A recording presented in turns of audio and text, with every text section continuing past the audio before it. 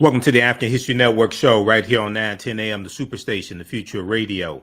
I'm your host, Brother Michael Imhotep. It is Monday, May 16th, 2022, and we are live. The calling number is 313-778-7600, 313-778-7600 is the call-in number if you have a question or comment.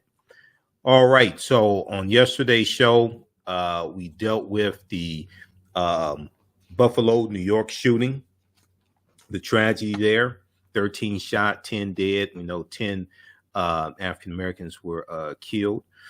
We're going to give you an update as best we know it on what's going on. There's been a lot of developments. I was reading a lot of articles today dealing with some new information and some information we did not get a chance to get to on our show on Sunday. So the Buffalo shooting suspect apparently planned to continue the rampage down the street, police say. We'll give you an update on that. Then also, he was also previously investigated by the police when he was in high school, and his mental health was evaluated. So we'll talk about that. There was an article from March 15th, Sunday, March 15th, from the New York Times that I did not get a chance to talk about on yesterday's show also.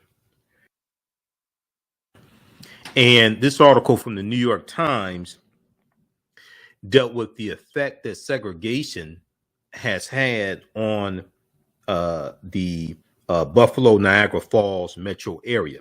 Okay, Buffalo's east side, where the area where the Tops Friends Market is. It's a very interesting article from the New York Times from Sunday, March 15th. And I had it yesterday, but we had so much information. I did not get a chance to talk about that on yesterday's show. All right, so we're going to break this down on today's show, give you an update. There's more information coming out about the Great Replacement Theory as well. You know, we talked about that some on Sunday's show, and I was watching the Rachel Maddow show shortly before coming on the air, and she talked about Senator Theodore Bilbo, former U.S. Senator, white supremacist, racist, former U.S. Senator of Mississippi. You know, we talked about him on the show last night because he was one of the architects of the Great Replacement Theory as well. There's an article from the Washington Post that I referenced on yesterday's show. The roots of the Great Replacement Theory believed to fuel Buffalo shooter. The roots of the Great Replacement Theory believed to fuel Buffalo shooter. So we'll talk about that as well. Okay, so the calling number is 313-778-7600. 313-778-7600 is the calling number if you have a question or comment. Now, on the African History Network show, we focus on educating, empowering, and inspiring people of African descent throughout the diaspora and around the world. Because right now it's correct your own behavior. What you do for yourself, what you do to yourself, and what you allow other people to do to you and get away with is based upon what you think about yourself. What you think about yourself is based upon what you have been taught about yourself. What you've been taught about yourself is based upon everything you've read, heard, and seen about yourself. So when you control the radius of a man or woman's thoughts, you can control the circumference of his or her actions, because the mind can do or teach what it doesn't know. All right. I want to, so this is an article we talked about yesterday's show. If you missed these shows, we broadcast them on our social media platforms, The African History Network on Facebook, Michael Imhotep on YouTube. The roots of the Great Replacement Theory believed to fuel Buffalo suspect. This also ties into Tucker Carlson from Fox News. We have a clip dealing with Tucker Carlson that we'll share with you later in the show. But the far-right conspiracy theory, known as the Great Replacement Theory, has inspired a lot of recent violence, including the 2019 Christchurch mosque shootings in New Zealand, where the shooter warned of white genocide. He later pleaded guilty to 51 murders, 40 attempted murders, and engaging in a terrorist act.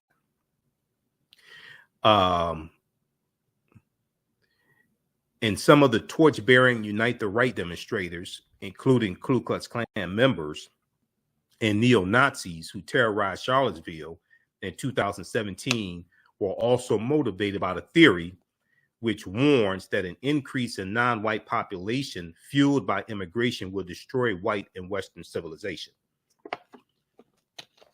All right, so I want to go to, so you can check out the rest of that article. We talked about that on yesterday's show. Let's go to clip number 1 here. Also, we're going to look at some live updates from the Washington Post as well. But let's go to, we'll go to clip number 1 in just a second from NBC Nightly News. Suspect in Buffalo mass shooting was previously investigated by police. We'll go to that here in just a minute. I want to look at this article. There was another one from NBC News. NBC News and ABC News actually had articles dealing with Buffalo shooting suspect plan to continue rampage down street, police say. If we look at this piece here from NBC News. So the 18-year-old man, and I like the fact that they called him a man, because sometimes when it's an 18-year-old killer, they'll call him a boy. But when it was Michael Brown, who's African-American, he was 18, they called him a man. Okay, so they were correct, 18-year-old man.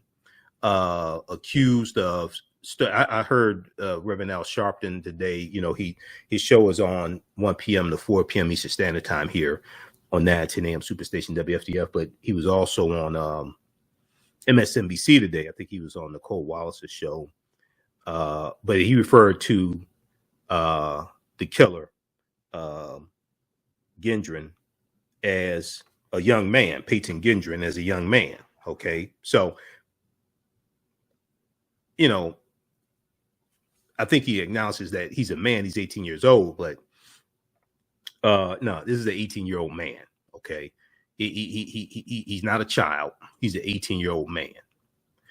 The 18-year-old man accused of storming a Buffalo, New York supermarket Saturday and killing 10 and injuring 3 others, planned to continue his bloody rampage down the street before he was stopped, police said. Suspect Peyton Gendron of Conklin, New York. Okay, he drove 3 hours. Conklin, New York. He drove 3 hours, about 200 miles. It's about 200 miles east of Buffalo. He drove 3 hours to target this store because it was in an area that had a high population of African Americans. Suspect Peyton Gendron live streamed the moment he opened fire in the parking lot of Tops Friendly Market around 2:30 p.m.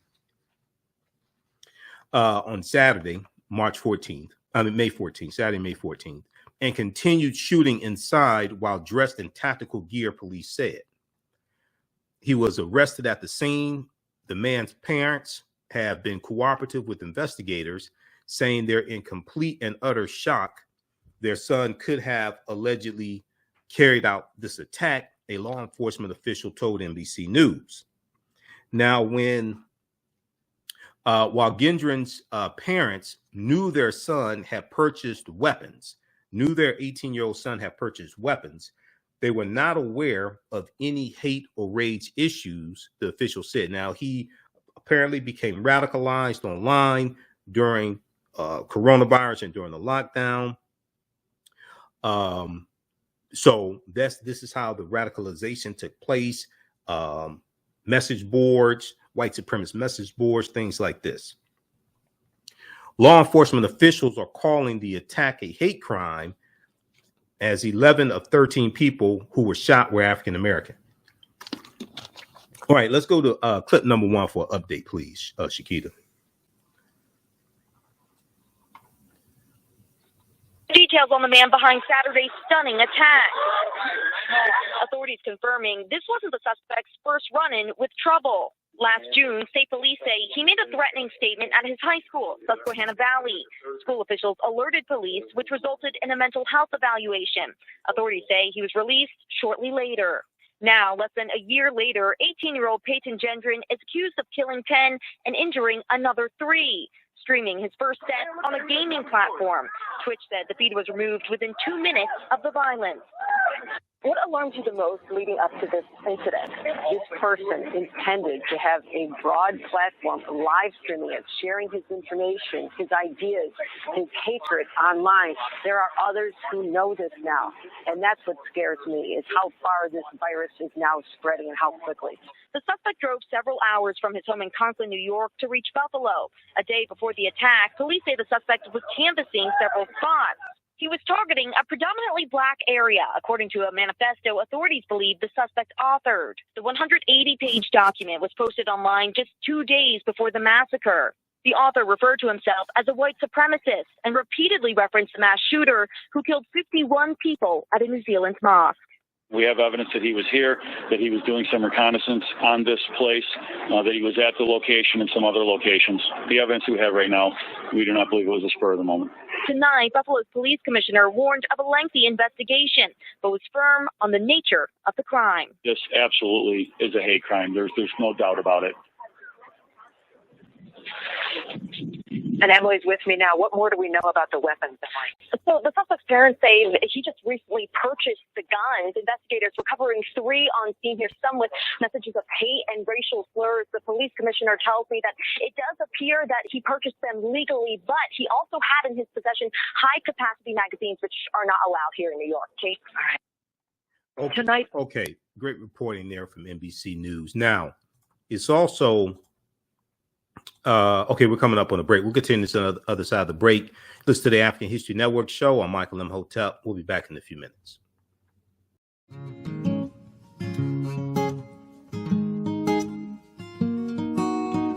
IDO Network International, in collaboration with STL Black Woman, DACA, and ACTA, present the Royal Pilgrimage to the Americas, August 24th through the 28th.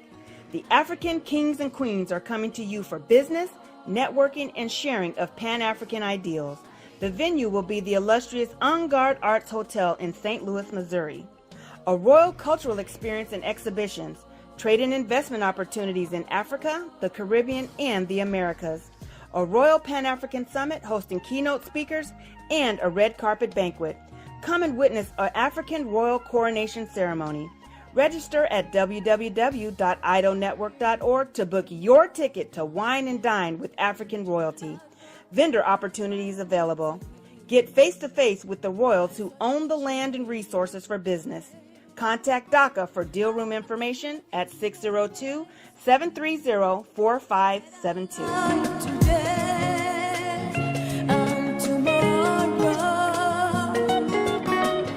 In the African History Network show, we deal with current events in history and politics, education, economic empowerment, entrepreneurship, relationships, love, sex, health issues, and much, much more. Unfortunately, many people confuse what racism is. Racism is a power structure. It was laws and policies that put us in this predicament. It's going to be laws and policies that take us out. So when you control the radius of a man or woman's thoughts, you can control the compass of his or her actions, because the mind can't do or teach what it doesn't know. We have it all on 910 AM Superstation.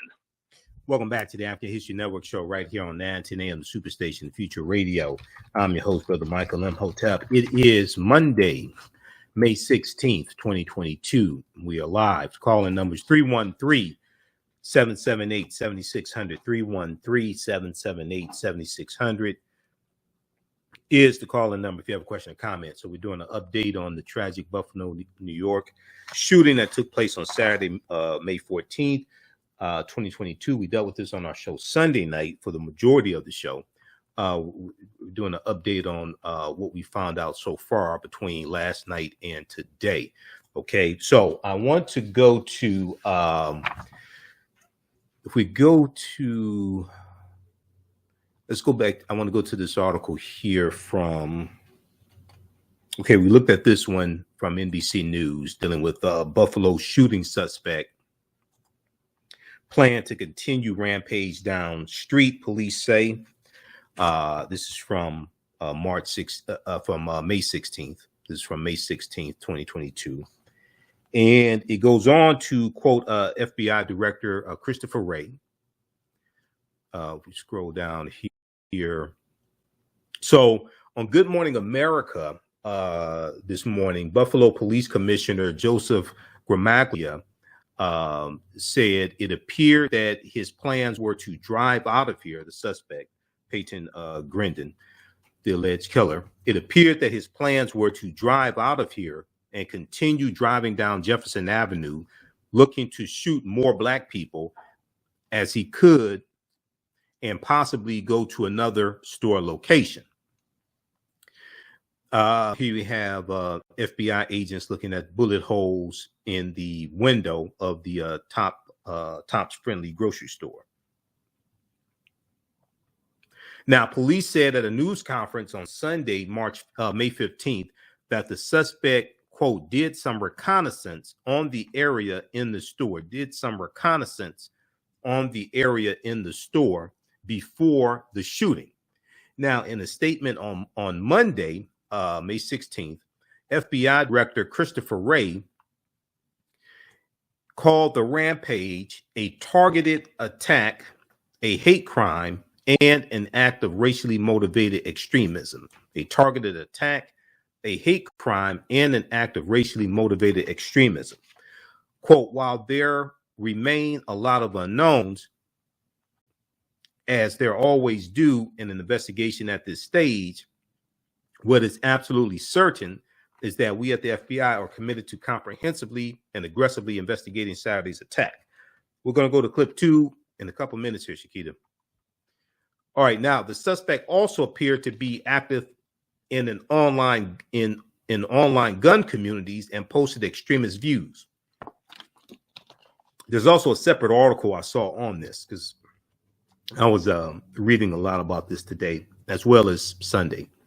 Senior law enforcement officials said they believe he wrote a 180-page manifesto posted online that cites a racist conspiracy theory frequently promoted by white supremacists and frequently promoted by Tucker Carlson on Tucker Carlson show on Fox News. This is one of the reasons why I said before, look, and there are more calls for this now after this shooting.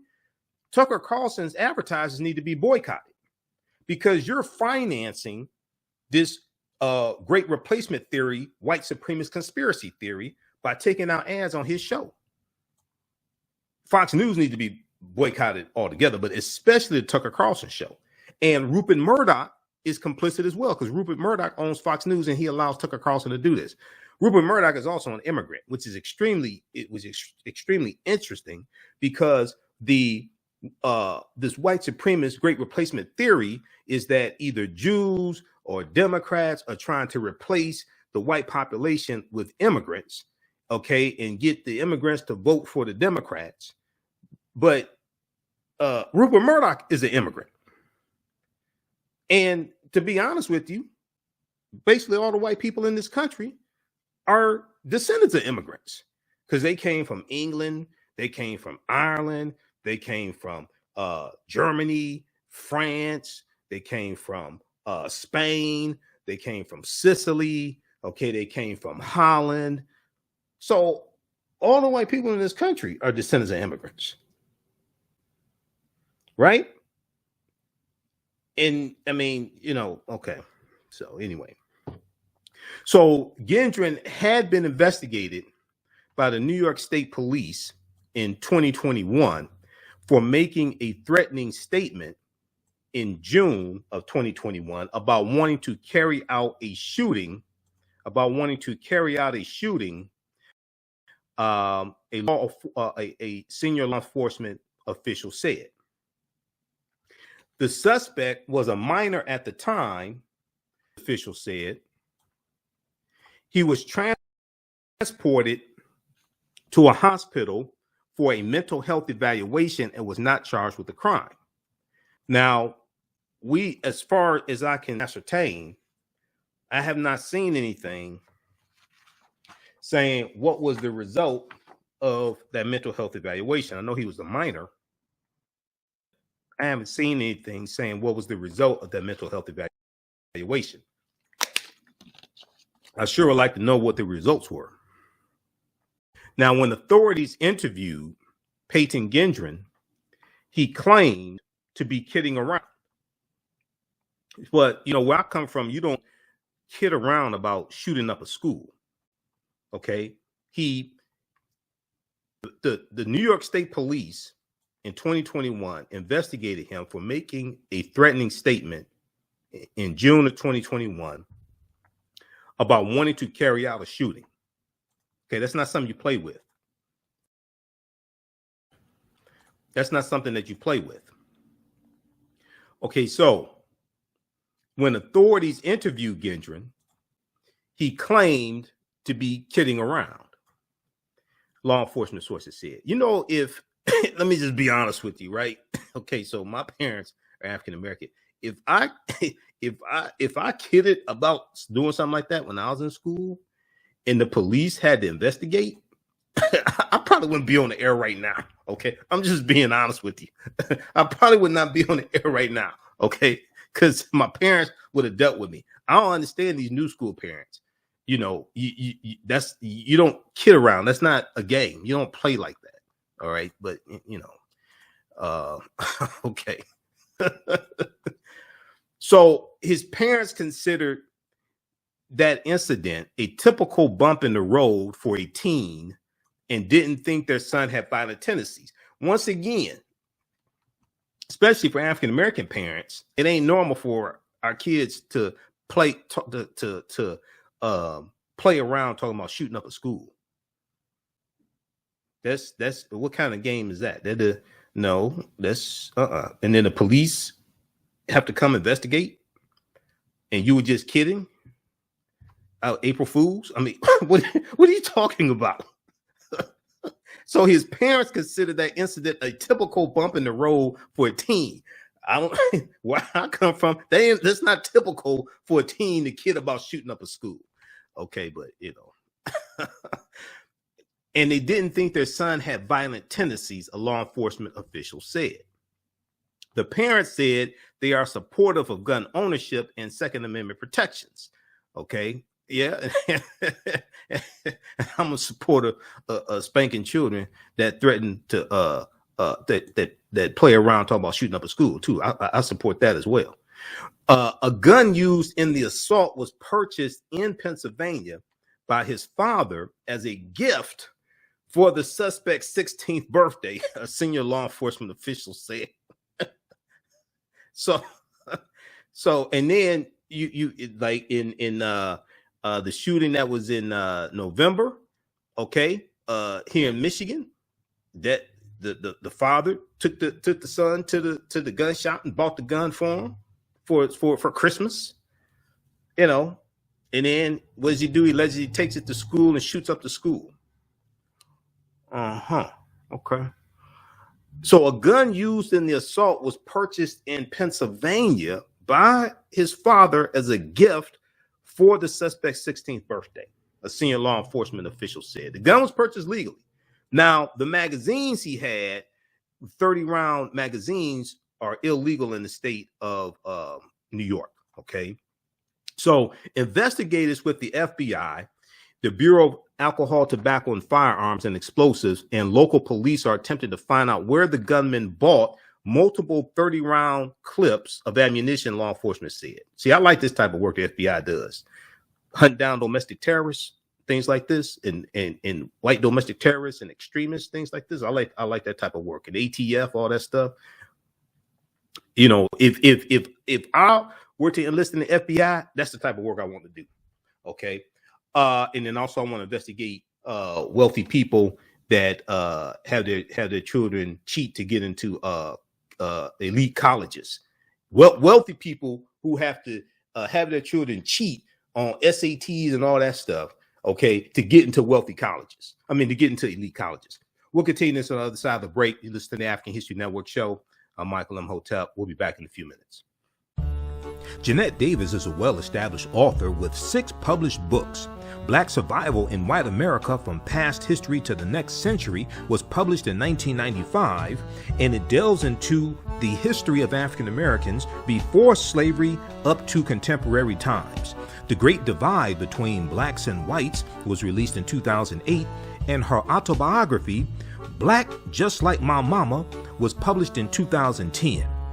Soulful Journey, The Business of Beings, was released in December 2021, and her 2 latest books, Echoes from the Heart, Love Throws Poetry, and Master Being Human, were both published in January of 2022. Jeanette Davis' writings delve deeply into the psyche of Black people from ancient to contemporary times. She cuts no corners and leaves no stones unturned in relating truth, letting the chips fall where they may on both African and European doorsteps. Order Jeanette Davis's books today at Amazon.com. Search for Jeanette Davis and get to know her work today. iRedify is a Black-owned digital platform that showcases Black and Brown cultures and people. The books on the platform are written by African American authors, Afro-Caribbean authors, African authors, and so much more. Kids 14 and under can read ebooks, listen to audiobooks, and complete learning activities. Kids can even write in the books digitally. Get unlimited access to everything on the platform for only $8.99 a month at iRedify.com.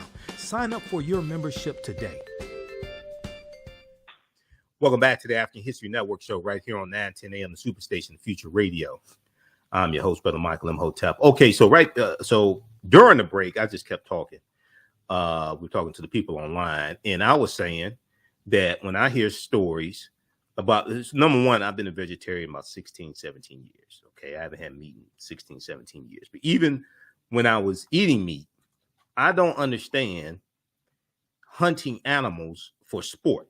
That's like fun. Now, if you live on a farm and you have to hunt like your own food, you hunt squirrels or something like that. If you don't hunt, you don't eat. Okay, I can understand hunting to survive. I don't understand hunting as sport. It's like you're going to go travel and you're going to go up into the animal's habitat and you're going to kill animals for fun. I don't understand that. And then you wonder why there's so many mass shootings in America. There've been about over 800 mass shootings since January 2021. There've been about 180 something mass shootings just this year alone in the US. I don't understand that. This is why when I see stories, somebody was on an African safari and they were hunting lions and the lion ended up killing them. I'm like, what? I was rooting for the lion. You brought that on yourself. You traveled to Africa and you went up into the lion's house and the lion defended his territory. Now, it'd be different if you were at home and you're watching TV and the lion comes up in your house and you kill a lion. Well, I can understand that. But no, you going hunting a lion for sport and you go up into the lion's habitat and, it defended his home. That's what do you think was going to happen? So, but I don't understand that. But if we go back to this story here, and I was looking at it, I read so many articles a day. There was, I saw the article from National Public Radio has this piece that's really good to look at. Because there have been since January 2021, there have been over 800 mass shootings in the U.S. And there have been something like 180 something so far this year. But if we go back to, I'll pull that one up here from NPR.org. Because the U.S. is the only country that has statistics like that. U.S. things like that don't happen in other developed countries. Okay, but if you look at the origins of this country, are still in the land from Native Americans and African people who were here, and then the U.S. comes about as a American Revolutionary War, where the 13 colonies are fighting against England and King George III, but the colonists came here to set up colonies to enrich England. Okay, but if we look at this one here from in National Public Radio, NPR.org, May 15, 2022, is 19 weeks into the year, and America has already seen 198 mass shootings. It's 19 weeks into the year, and America has already seen 198 mass shootings. So if we look at this quickly here, so they talk about Buffalo, New York, and 10 African Americans killed. It is also, so that mass shooting, Buffalo, New York, it is also the 198th mass shooting in 2022, with just over 19 weeks into the year. This averages out to about 10 such attacks a week. Now, this tally comes from the Gun Violence Archive, an independent data collection organization. The group defines a mass shooting as an incident which 4 or more people are shot or killed, excluding the shooter. Okay, 4 or more people are shot or killed, excluding the shooter. There have been 198 incidences of this so far this year, and we're not even halfway through the year. The full list of mass shootings in 2022 can be found here. They have a link for it as well. Prior to the Buffalo attack, the largest scale mass shooting this year was out at a car show in Dumas, Arkansas on March 19th. That attack killed 1 person and injured 27 people. Just crazy. Shootings are an American phenomenon. No kidding. Shootings are an American phenomenon. Mass shootings, as is well known by now, are a common recurrence in the United States. Around this time last year, the U.S. had experienced a similar number of mass shootings, also about 10 a week. We ended 2021 with 693 mass shootings. We ended 2021 with 693 mass shootings per the Gun Violence Archive. The year before was 611. 2019 had 417 mass shootings. Just crazy. All right, now I want to go back to, so read the rest of this article here. This is, and they talked about this on MSNBC today as well. It's 19 weeks into the year, and America has already seen 198 mass shootings. Okay, if we go back very quickly here, and then we'll go to clip 2, Shakita. If we go back to this piece here from NBC News, which deals with Buffalo shooting suspect plan to continue rampage down street. Okay, so the police commissioner said, speaking about the previous violent threat, Gramaglia said Sunday, nothing picked up on the state police intelligence, nothing picked up on the FBI intelligence. Now, this is regarding Grandin being investigated. They're talking about the multiple 30-round clips, because that's illegal in the state of New York. The gun was purchased legally, okay? The guns were purchased legally, but the 30-round clips are illegal. Gramaglia said the supermarket attack was a hate crime. Quote, the evidence we uncovered so far makes no mistake that this is an absolute racist hate crime. It will be prosecuted as a hate crime. This is someone who has hate in their heart, soul, and mind. Hate in their heart, soul, and mind. At a vigil Sunday, Senate Majority Leader Chuck Schumer, Democrat from New York, spoke via video link and recalled how the Tops grocery store had become a neighborhood hub and gathering place. Okay. All right. So read the rest of this. Let's go. I want to go to the second clip here. This second clip is from, just a second here. Let me set this up. This is from the Today Show this morning. Mass shooting in Buffalo motivated by racist hate, police say. Let's go to clip 2, Shakita.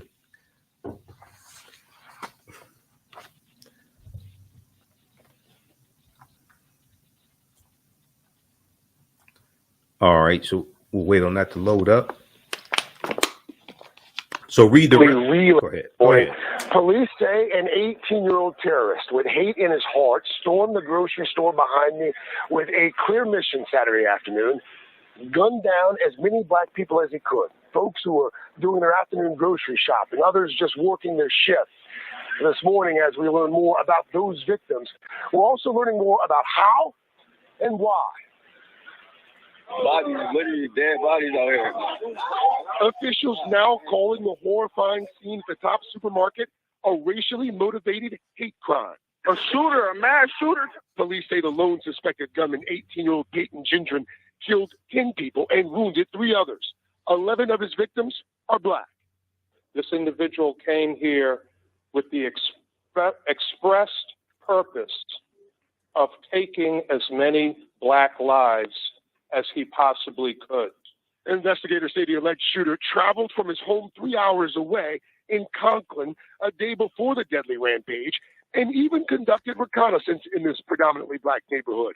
Then, around 2:30 Saturday afternoon, he arrived in a tactical helmet and metal-plated body armor, carrying this AR-15 with an anti-black slur written on the weapon and 2 more firearms in his car, all recently and legally purchased. Then, terror unleashed.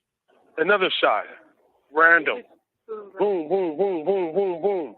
Investigators say he immediately opened fire in the parking lot before working his way into the store, all while live streaming the horror on social media. People down. Radio, send as many cars as you possibly can. Police rushed to the scene, arresting the suspect after he threatened to shoot himself. Police searched his home Sunday. NBC News has learned this is not his first run-in with police. Last year, he allegedly made threats at his high school. School officials alerted police and he underwent a mental health evaluation. Just days before the Buffalo shooting, the suspect allegedly posted a 180-page manifesto online filled with white supremacist ideology. This was no other way to describe it than white supremacy terrorism. It's racism. Among the 10 lives lost, Aaron Salter, the grocery store security guard and former Buffalo police lieutenant. Police say Salter tried to stop the attack before he was killed. Hayward Patterson while loading groceries into a car. Hey, his wife Tirza. Hey, pause it right there, Shakira. We'll continue this on the other side of the break. Pause it right there. Just back it up about 10, 20, 30 seconds. We'll continue this on the other side of the break. As I said on Sunday's show, on one of the guns, he had written on it, on one of the assault rifles, "Here's your reparations." He had that written on one of the assault rifles. "Here's your reparations." And on and also on one of the guns, he had the N-word written on there as well. You listen to the African History Network show. I'm Michael Imhotep. We'll be back in a few minutes. The work that I do is larger than the fashion industry. It's larger than the art world. And I believe that I was born to bring newness into this world. I'm Kaima McIntyre. I'm 24 years old and I'm an artist. I create everything from paintings to jewelry design, metaphysical jewelry to be specific, and fashion design. The only reason why my prom dress went viral is because people needed it. Within a few days of going viral, Notori Naughton reached out to me and she's like, "I saw your dress, can you make me a dress?" I was equally as shocked to be asked by a celebrity to design their dress at the age of 17. That's just one person, and the list just continues to go on, to Janet Jackson, to Tyra Banks. It really hits home. That means that the discussion is happening on the grounds in real time.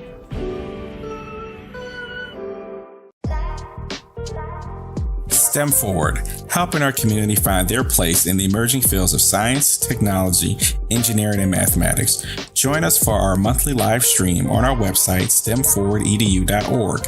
Watch, subscribe, share. Also join our mailing list to stay up to date with STEM resources and opportunities. STEM Forward, the future is now.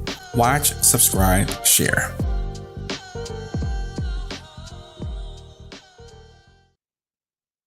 Welcome back to the African History Network show. All right, I want to go back and finish this clip here. This is from the Today Show this morning, giving an update on the shooting, mass shooting in Buffalo motivated by racist hate from the Today Show, May 16th, 2022. Let's go back to the clip, please, Shakita.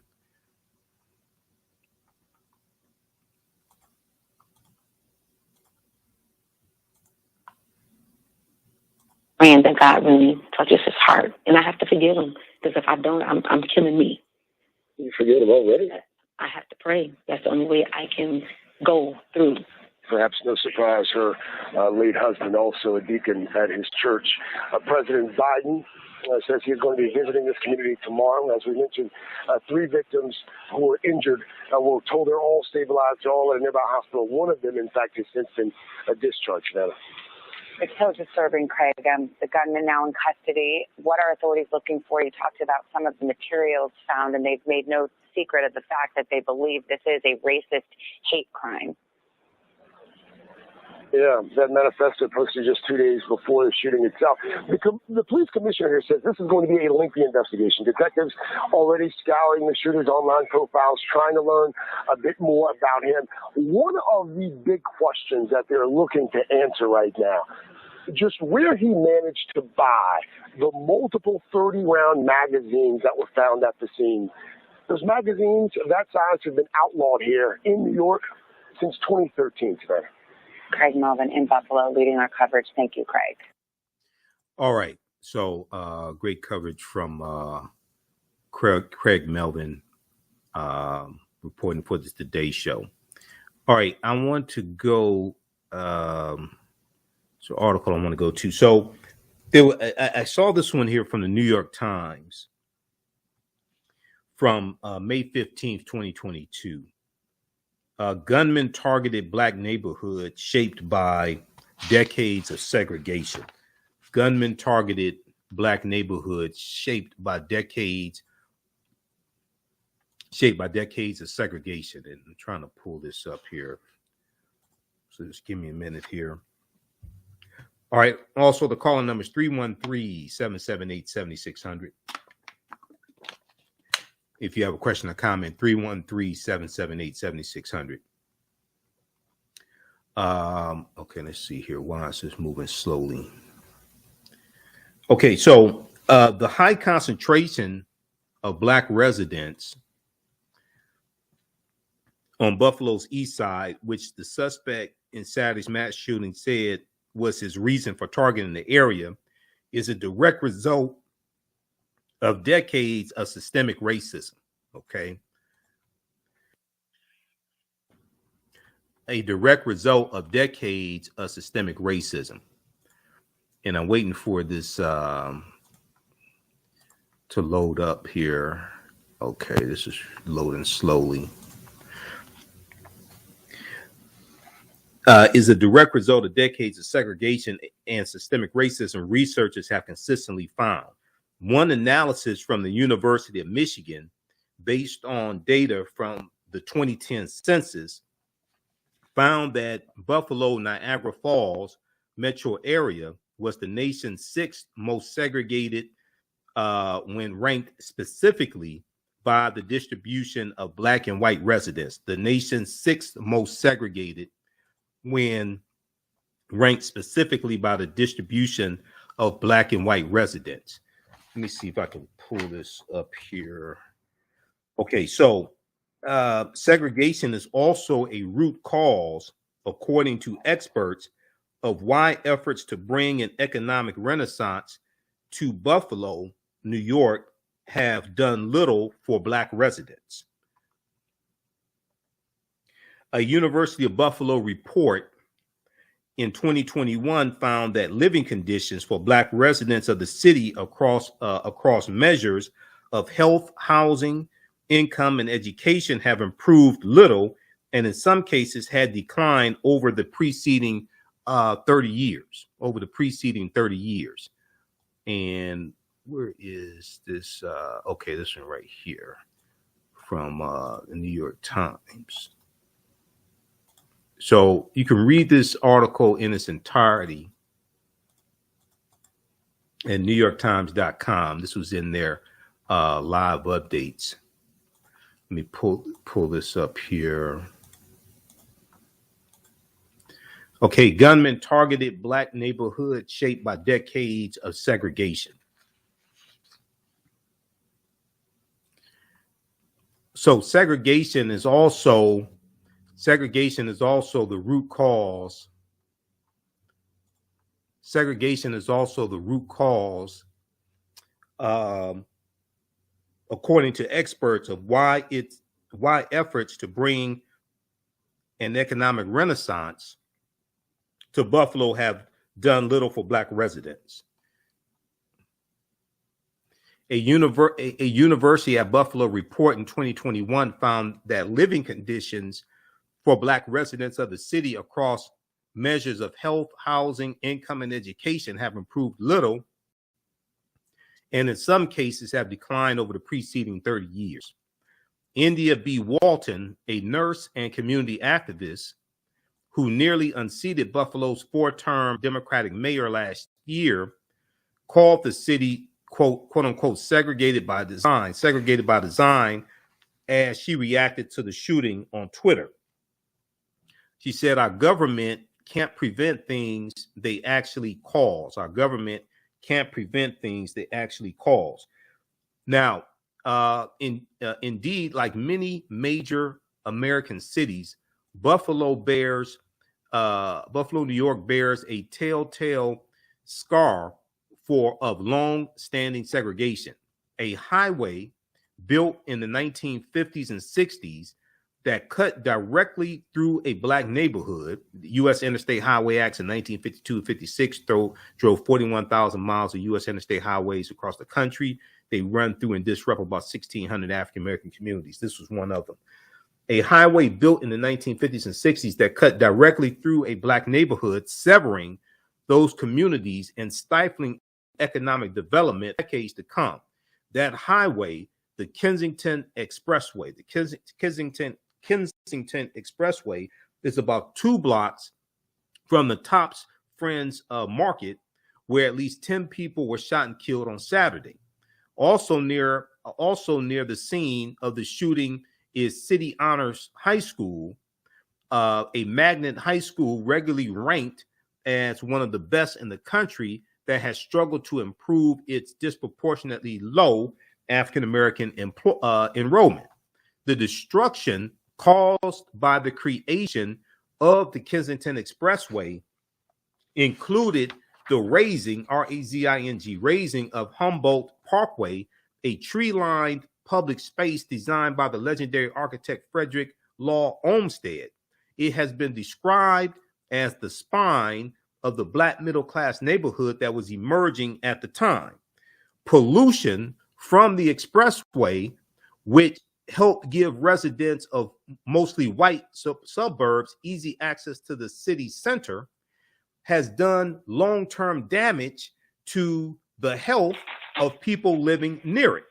The road also cut black residents of the east side off from key community institutions like banks and grocery stores, according to a 2018 report from the Partnership for the Public Good. So read the rest of this article. We'll talk about this some more on tomorrow's show. Gunmen targeted black neighborhoods shaped by segregation. Hey, if you like this type of information, you support the African History Network, $ the AHN Show through Cash App and through PayPal, paypal.me/the AHN Visit our website, AfricanHistoryNetwork.com. Those watching on Facebook and YouTube, keep watching. We're going to keep going for a few more minutes. Right now, it's correct wrong behavior. It's not over till we win. Wakanda forever. We'll talk to you tomorrow. Peace. All right, stand by. Okay. Let's go. Let me go back to this for a couple more minutes here, and we'll talk some more about this on tomorrow's show.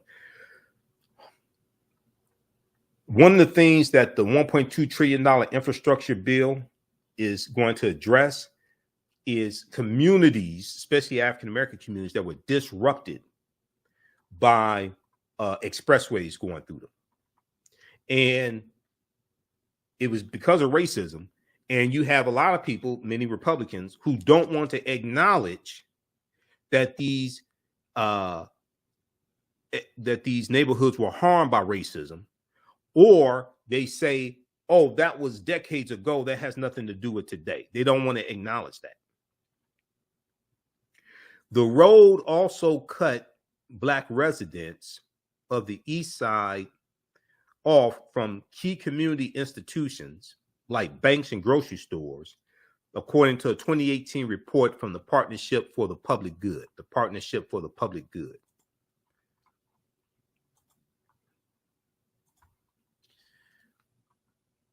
The very existence of the Tops grocery store was a hard-won victory for East Siders. The neighborhood is a food desert. And this is something that I'm hearing over and over again in the coverage of this, is that, okay, the store is closed now because it's a crime scene, it's an investigation taking place.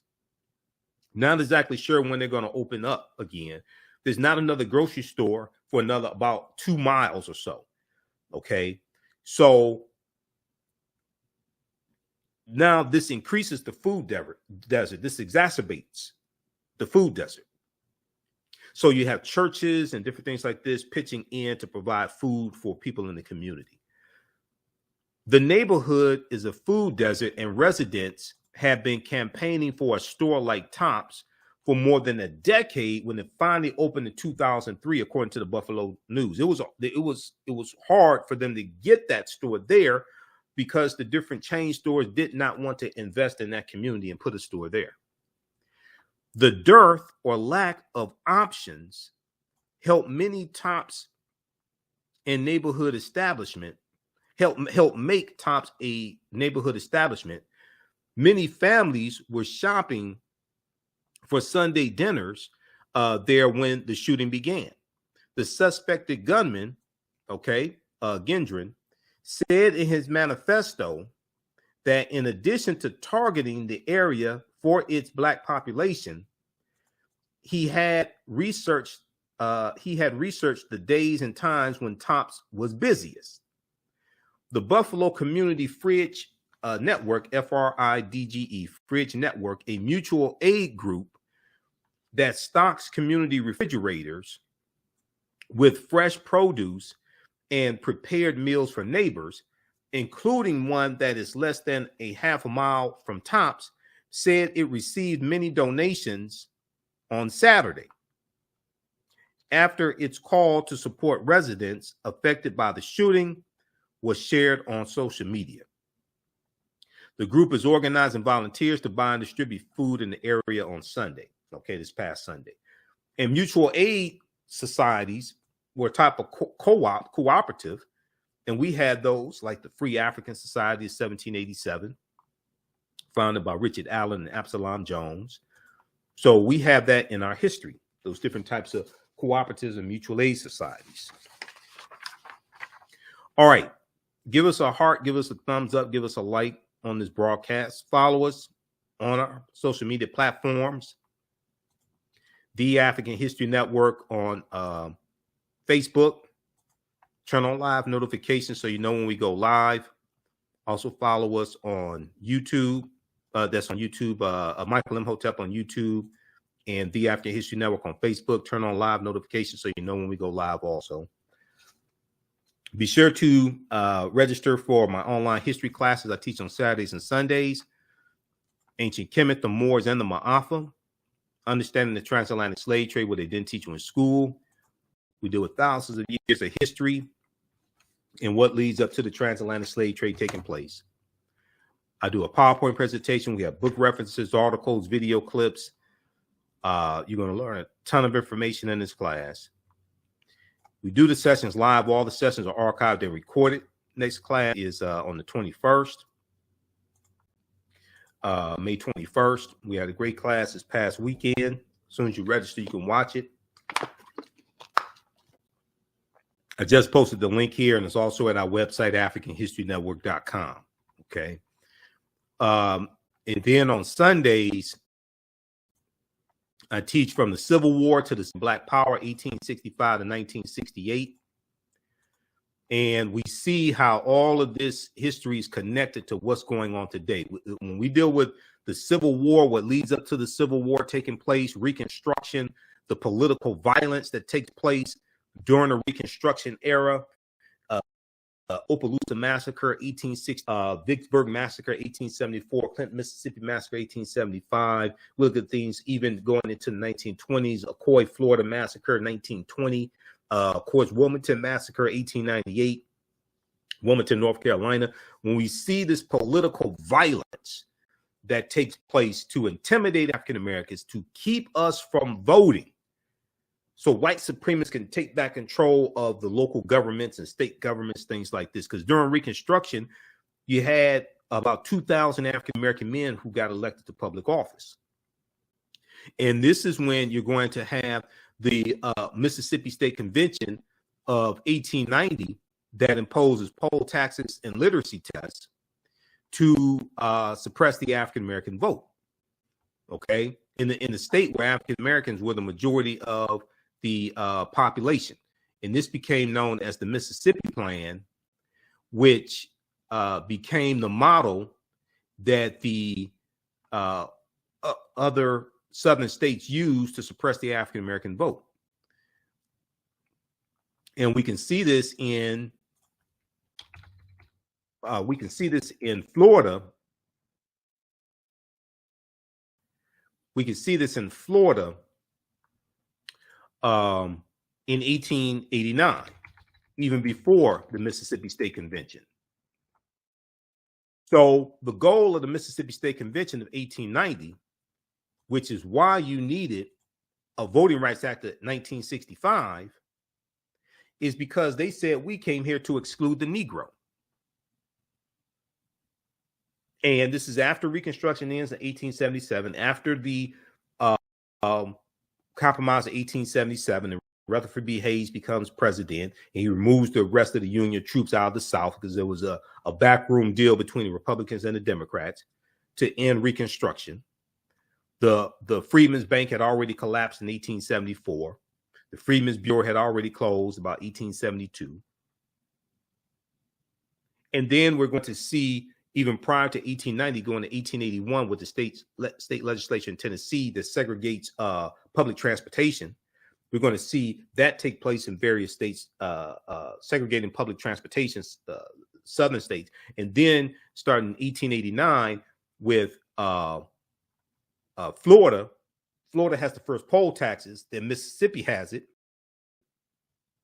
Solomon Saladin Calhoun, who's the White County judge who presided over the Mississippi State Convention of 1890, said, "Let's tell the truth. It burst the bottom of the universe. We came here to exclude the Negro. We came here to exclude the Negro. Nothing short of this will answer." This was after Mississippi had a African-American U.S. senator in 1870, Hiram Rhodes Revels. This is after that, which infuriated a lot of these white supremacists and former slave owners. So delegates eventually adopted a literacy test and poll tax geared to suppress the black vote in a state with a black majority, Mississippi. The Mississippi Plan then became the model throughout the South, part of a raft of racially oppressive Jim Crow laws that ended Reconstruction. So South Carolina does the same thing, 1895. Louisiana, 1898. Alabama, 1901. Then North Carolina, Georgia, all these other former Confederate states start doing the same thing to suppress the African-American vote. So by the time 1900 comes around, when Henry White of North Carolina drafts a anti-lynching bill in 1900, he's the only African-American left in the federal government. He's the only, as far as in Congress, House of Representatives, U.S. Senate. When you had somewhere around 20, okay, at his height, he was the last one. And then he's going to be voted out of office shortly after that. So when the Emmett Till anti-lynching bill passed early this year, we've been fighting for 122 years to get an anti-lynching bill. We've been fighting for 122 since 1900 to get an anti-lynching bill. Not since 1955 when Emmett Till was lynched, August 28th, 1955. Since 1900, at least we've been fighting 122 years to get an anti-lynching bill. So the second class that I teach, from the Civil War to the Civil Rights Movement and Black Power, 1865, 1968, we start in 1803 with the Louisiana Purchase and the Haitian Revolution, because those two are interrelated. And then we go throughout history, and I do a PowerPoint presentation. We have book references, articles, all that stuff, to understand what led to the Civil War taking place. Then we studied the Civil War, Reconstruction, Jim Crow era, Great Migration, 1915, 1970. 6 million African Americans moved from the South up north and out west. And then we studied Great Migration, World War I, World War II, Civil Rights Movement, Black Power Movement, to understand how we got to where we are today, to understand where we need to go. Okay, and understand the laws and policies that were put in place. What happened to us? How did they suppress the vote? Okay, how did they destabilize us economically? How do we lose 12 million acres of land over the last 100 years? African-American farmers. All this stuff is connected. If you've taken any of my classes in the past or you have any questions, email me at AHNshow@AfricanHistoryNetwork.com, AHNshow@AfricanHistoryNetwork.com. Also, we have a bundle pack you can register for all three of the online classes I teach for $120. And then if you've taken any of these classes, you'll get a discount on that. But we have the information at our website, AfricanHistoryNetwork.com, AfricanHistoryNetwork.com. We have the information there also. Okay. All right. We're out of time here on 910 AM Superstation WFDF. Remember, right now is correct. Wrong behavior. It's not over till we win Wakanda forever. We'll talk to you tomorrow. Peace.